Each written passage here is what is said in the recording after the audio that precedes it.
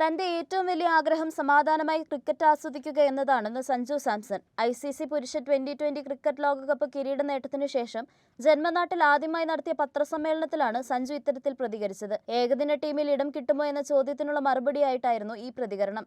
കാര്യവട്ടത്ത് ന്യൂസിലാൻഡുമായുള്ള മത്സരത്തിൽ പരാജയപ്പെട്ടപ്പോൾ ഏറെ സങ്കടവും ദേഷ്യവും എല്ലാം തോന്നി. ഈ വിഷമവുമായാണ് നാട്ടിൽ നിന്നും ലോകകപ്പിന് പോയത്.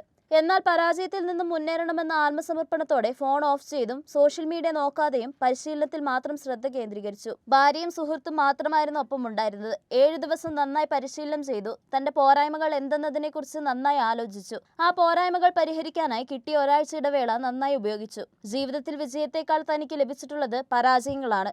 അതിനാൽ ആ പരാജയങ്ങളെ എങ്ങനെ അതിജീവിക്കാമെന്നും പഠിച്ചിട്ടുണ്ട്. അതാണ് ഗുണമായി മാറിയത്. സ്വയം എങ്ങനെ മാറ്റിയെടുക്കാമെന്നതിൽ വിജയിച്ചു. അതിനാൽ ഈ നേട്ടത്തിൽ ഏറ്റവും അധികം നന്ദി പറയേണ്ടത് തന്നോടാണെന്നും സഞ്ജു പറഞ്ഞു.